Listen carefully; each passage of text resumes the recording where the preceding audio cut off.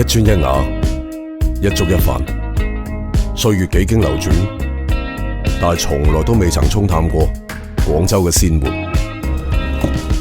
一道太爺雞，百年如一日。食嘅係風味，煮嘅呢係規矩。3斤半嘅清遠麻雞，滷水3上3落，香味浸入每一寸肌理。茶煙燻製，時間要分毫不差，全憑呢一份講究，咁先對得住太爺呢2個字啊嘛。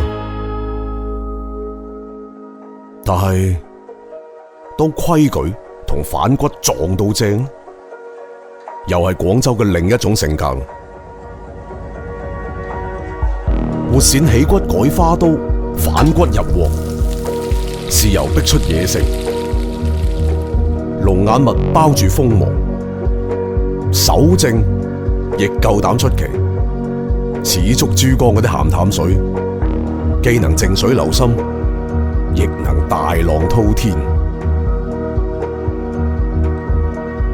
3分唇齒滋味，7分心頭意頭，將一座城嘅風味與故事擺上飯台，食過翻尋，心念當初。